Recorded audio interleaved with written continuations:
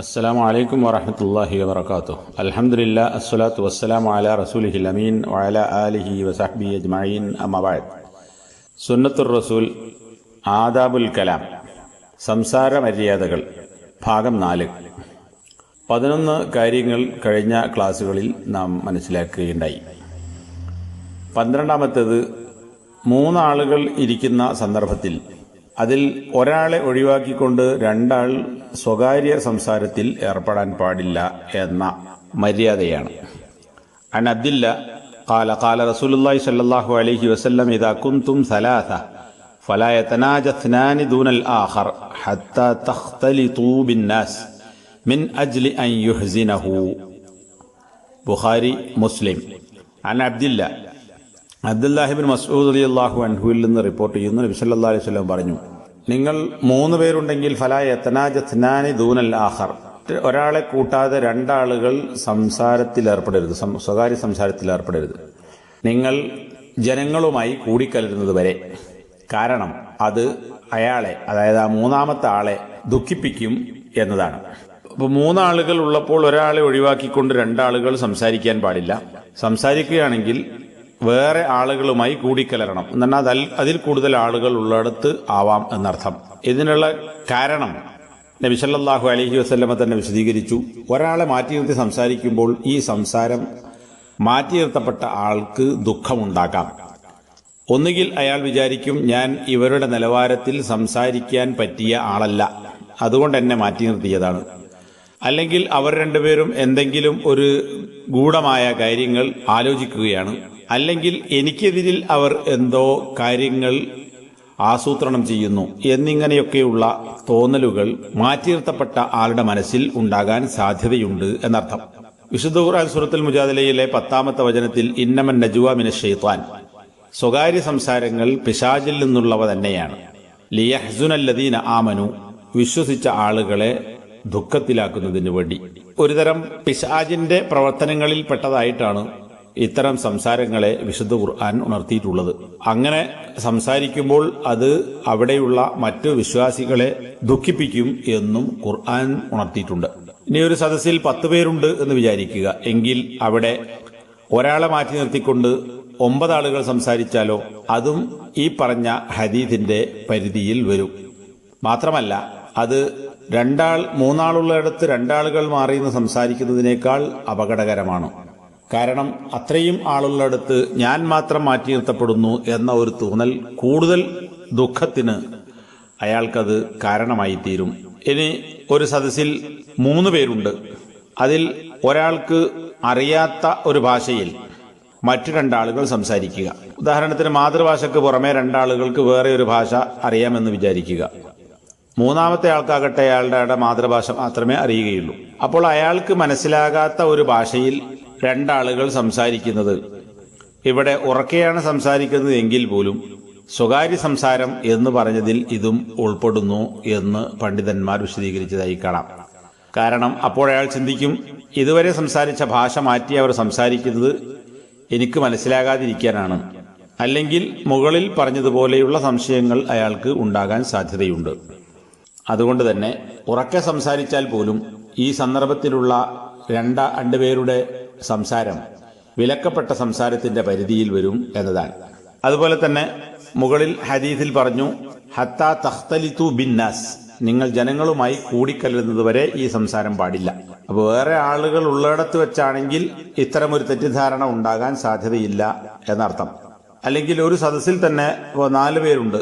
2 ആളുകൾ സ്വകാര്യ സംസാരത്തിൽ ഏർപ്പെടുന്നു, 2 ആളുകൾ മാറ്റി നിർത്തപ്പെടുന്നു. അവിടെ 2 ആളുകൾ ചേർന്ന് സ്വകാര്യ സംസാരത്തിൽ ഏർപ്പെട്ടാൽ പോലും ഇത് വിലക്കപ്പെട്ട സംസാരമല്ല. കാരണം അവിടെ ഒരാളല്ല, 2 ആളുകൾ അതിൽ നിന്ന് മാറി നിൽക്കുന്നുണ്ട്. അതുകൊണ്ട് തന്നെ ഒരാൾ മാറ്റി നിർത്തപ്പെടുമ്പോൾ ഉണ്ടാകുന്ന അത്ര രൂക്ഷമായ തെറ്റിദ്ധാരണ 2 ആളുകൾ മാറി നിന്ന് സംസാരിക്കുമ്പോൾ 4 പേരുള്ള ഒരു സദസ്സിൽ ഉണ്ടാകുന്നില്ല എന്നതാണ് മനസ്സിലാക്കേണ്ടത്. 13ാമത്തെ കാര്യം, സംസാരിക്കുന്ന ആളെ അഭിമുഖീകരിക്കുക എന്നതാണ്. അയാൾക്ക് മുഖം കൊടുത്തുകൊണ്ട് ഇരിക്കുക അല്ലെങ്കിൽ കേൾക്കുക എന്ന് പറയുന്നത് കൂടുതൽ ശ്രദ്ധ കിട്ടുവാനും സംസാരിക്കുന്ന ആളെ പരിഗണിക്കുക, ബഹുമാനിക്കുക എന്ന ഒരു കാര്യം കൂടി അതിലൂടെ ഉണ്ടായിത്തീരുന്നു. അതല്ലെങ്കിൽ താൻ അവഗണിക്കപ്പെട്ടു, എന്റെ സംസാരം അവർ ഇഷ്ടപ്പെടുന്നില്ല എന്ന തോന്നൽ പറയുന്ന ആൾക്ക് ഉണ്ടാകാൻ സാധ്യതയുണ്ട്. ഭൗതികമായ വിഷയങ്ങളിൽ പോലും ഈ ഒരു സൂക്ഷ്മത പുലർത്തേണ്ടതുണ്ട്. നമസ്കരിക്കുന്ന ഒരാൾ അള്ളാഹുവിനോടാണ് സംസാരം നടത്തുന്നത്. അതുകൊണ്ട് തന്നെ നബി സല്ലല്ലാഹു അലൈഹി വസല്ലമ നമസ്കരിക്കുന്ന ആൾ ഇടത്തോട്ടോ വലത്തോട്ടോ തിരിഞ്ഞു നോക്കരുത് എന്നും തല ആകാശത്തിലേക്ക് ഉയർത്തരുത് എന്നും അതുപോലെ തന്നെ പെരടിയൊടിച്ച് തൂക്കിയിടരുത് എന്നുമൊക്കെ ഹദീസുകളിലൂടെ ഉപദേശിച്ചത് നമുക്ക് കാണാം. കാരണം നമസ്കരിക്കുന്നവന്റെ മുമ്പിൽ അള്ളാഹു സുബ്ഹാനഹു വ തആല അവനെ അഭിമുഖീകരിക്കുന്നു. തിരിഞ്ഞു നോക്കുമ്പോൾ ആ ഘട്ടത്തിൽ അള്ളാഹു അവനെ അവഗണിക്കുന്നു എന്ന് ഹദീസുകളിൽ വ്യക്തമാക്കിയിട്ടുണ്ട്. കാരണം ഇവിടെ അള്ളാഹുവിനോടുള്ള സംസാരമാണ്, സംഭാഷണമാണ്. അത് അതിൻ്റെതായ ഗൗരവത്തിൽ എടുക്കണം. ഇതൊരു ഇബാദത്തിന്റെ വിഷയമാണ്. ഇനി ഇതേപോലെ ഒരു വിഷയമാണ്, ഇബാദത്താണ് ജുമുഅ എന്ന് പറയുന്നത്, അല്ലെങ്കിൽ ഖത്തീബ് നടത്തുന്ന ഉപദേശം, വഅദുകളുമൊക്കെ. ഇമാം ബുഖാരി റഹിമഹുല്ലാ തന്റെ സ്വഹീഹിൽ ബാബുൻ യസ്തഖ്ബിലുൽ ഇമാമു അൽ ഖൗമ വസ്തിഖ്ബാലി അന്നാസ് അൽ ഇമാമ ഇദാ ഖതബ വസ്തഖ്ബല ഇബ്നു ഉമറു വ അനസ് റളിയല്ലാഹു അൻഹും അൽ ഇമാം എന്ന് കാണാം. ഇമാമ് ജനങ്ങളെ അഭിമുഖീകരിക്കൽ, അതായത് ഖുത്ബ നടത്തുമ്പോൾ അല്ലെങ്കിൽ ക്ലാസ് എടുക്കുമ്പോൾ, പ്രസംഗിക്കുമ്പോൾ ഇമാമ് ജനങ്ങൾക്ക് അഭിമുഖമായി നിൽക്കുന്നു. അതല്ലാതെ ജനങ്ങൾക്ക് നേരെ പുറംതിരിഞ്ഞ് നിൽക്കരുത് എന്നർത്ഥം. ജനങ്ങളെ അഭിമുഖീകരിച്ചുകൊണ്ടാണ് സംസാരിക്കുന്ന ആൾ നിൽക്കേണ്ടത് അല്ലെങ്കിൽ ഇരിക്കേണ്ടത്. ജനങ്ങൾ ഇമാമിനെ അഭിമുഖീകരിക്കുകയും ചെയ്യണം ഇമാം സംസാരിക്കുമ്പോൾ. ഇബ്നു ഉമർ റളിയല്ലാഹു അൻഹുവും അനസ് റളിയല്ലാഹു അൻഹുവും ഇമാമിനെ അഭിമുഖീകരിക്കാറുണ്ടായിരുന്നു. തുടർന്ന് അബൂ സഈദ് അൽ ഖുദ്രി റളിയല്ലാഹു അൻഹുവിൽ നിന്ന് റിപ്പോർട്ട് ചെയ്യപ്പെടുന്ന ഒരു ഹദീസ് ഇമാം ബുഖാരി ഉദ്ധരിച്ചിട്ടുണ്ട്. ഇന്ന നബിയ സല്ലല്ലാഹു അലൈഹി വസല്ലമ ജലസ ദാത യൗമിൻ അലൽ മിംബർ വജലസ്നാ ഹൗലഹു. ഒരു ദിവസം നബി സല്ലല്ലാഹു അലൈഹി വസല്ലമ മിംബറിൽ ഇരുന്നു. അപ്പോൾ ഞങ്ങളും നബി സല്ലല്ലാഹു അലൈഹി വസല്ലമയുടെ ചുറ്റും ഇരുന്നു. ഇവിടെ നബി സല്ലല്ലാഹു അലൈഹി വസല്ലം സംസാരിക്കാൻ വേണ്ടിയാണ് ഇരുന്നത്. ഖുത്ബയല്ലാത്ത മറ്റ് സംസാരങ്ങളും മിമ്പറിൽ വെച്ച് നടത്താറുണ്ടായിരുന്നു എന്നതിന് ഒരു തെളിവ് കൂടിയാകുന്നു ഈ ഹദീസ്. കേൾക്കുന്ന സഹാബത്ത് നബിയുടെ ചുറ്റും ഇരുന്നു. ചില റിപ്പോർട്ടുകളിൽ, ചില വിശദീകരണങ്ങളിൽ അർദ്ധവൃത്താകൃതിയിലിരുന്നു എന്ന് കാണാം. കാരണം ചുറ്റുവട്ടം ഇരിക്കുമ്പോൾ കുറെ ആളുകൾ പിന്നിലായി പോകും.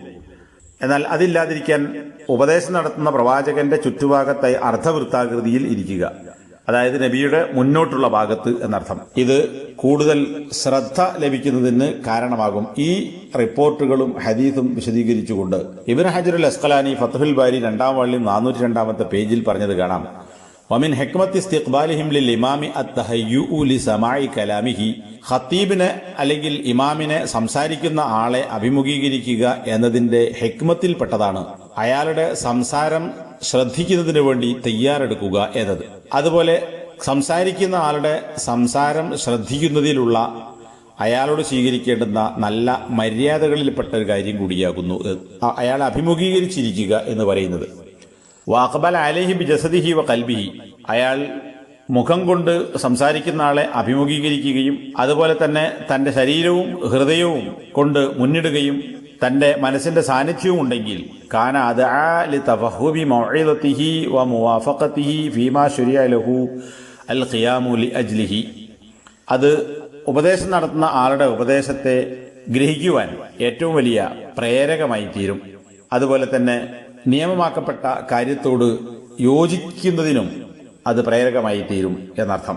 അപ്പോൾ ശ്രദ്ധിക്കുക, അതിലൂടെ കൂടുതൽ ഗ്രഹിക്കുക, അത് ഉൾക്കൊള്ളാനുള്ള അവസരമൊരുക്കുക എന്നിവയൊക്കെ ഇതിലൂടെ ഉണ്ടായിത്തീരും എന്നാണ് മനസ്സിലാക്കാൻ സാധിക്കുന്നത്. ഇമാം തിർമിദി, അബൂദാവൂദ് റഹിമഹുമുള്ള രണ്ടുപേരും ഉദ്ധരിച്ചിട്ടുള്ള അബ്ദുല്ലാഹി മസ്ഊദ് റളിയല്ലാഹു അൻഹുവിൽ നിന്നുള്ള റിപ്പോർട്ടിൽ ഇങ്ങനെ കാണാം. കാന റസൂലുള്ളാഹി സ്വല്ലല്ലാഹു അലൈഹി വസല്ലം ഇദസ്തവ അലൽ മിംബർ.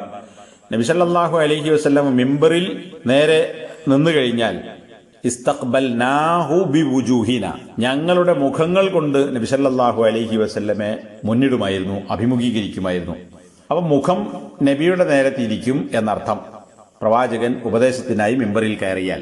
ഈ വചനങ്ങളെല്ലാം സൂചിപ്പിക്കുന്നത് നബി സല്ലല്ലാഹു അലൈഹി വസല്ലം സംസാരിക്കുമ്പോൾ കേൾക്കുന്ന സഹാബത്ത് മുഖം കൊടുത്തിരുന്നു എന്നതാണ്. അപ്പൊ ഇത് ഖുത്ബക്കാണെങ്കിലും മറ്റ് ക്ലാസ്സുകളിലാണെങ്കിലും വിശ്വാസികൾ പരസ്പരമുള്ള സംസാരത്തിൽ ഈ ഒരു രീതി പ്രത്യേകിച്ച് ദീനി പഠന രംഗങ്ങളിൽ പാലിക്കേണ്ടതുണ്ട് എന്നർത്ഥം. നമസ്കാരത്തിന്റെ വിഷയവും ഒരു ഇബാദത്ത് എന്ന നിലക്ക് അള്ളാഹുവിനോട് വിശ്വാസികൾ പുലർത്തുന്ന ഈ സംസാര മര്യാദ നമുക്കതിൽ നിന്ന് മനസ്സിലാക്കാൻ സാധിക്കും. ഇനി ഇതല്ലാത്ത ഒരു വിഷയമാണ് എന്ന് വിചാരിക്കുക, ഭൗതികമായ കാര്യങ്ങളാണെങ്കിൽ പോലും ഒരാൾ സംസാരിക്കുമ്പോൾ അയാളോടുള്ള നല്ല മര്യാദയുടെ, പെരുമാറ്റത്തിന്റെ, അദബിന്റെ ഭാഗമാണ് അയാളുടെ സംസാരം ശ്രദ്ധിക്കുന്നുണ്ട് എന്ന തരത്തിൽ അയാളുടെ നേരെ തിരിഞ്ഞു നിൽക്കലും ആ സംസാരം ശ്രദ്ധിച്ചു കേൾക്കലും. അത് അയാളോടുള്ള ഒരു ബഹുമാനവും ആദരവും കൂടിയാണ്. അപ്പോൾ ഇതൊക്കെ നബി സല്ലല്ലാഹു അലൈഹി വസല്ലമ പഠിപ്പിച്ചതിൽ നിന്ന് ഇതിന്റെ വ്യത്യസ്തമായ വശങ്ങളും ഫലങ്ങളും നമുക്ക് മനസ്സിലാക്കാൻ സാധിക്കും. അത്തരം കാര്യങ്ങൾ ജീവിതത്തിൽ പകർത്തുന്ന യഥാർത്ഥ ശ്രോതാക്കളിൽ ഉൾപ്പെടാൻ നാം ശ്രമിക്കുക. അള്ളാഹു അതിന് നമുക്ക് തൗഫീഖ് നൽകി അനുഗ്രഹിക്കുമാറാകട്ടെ. സുബ്ഹാനക്കല്ലാഹുമ്മ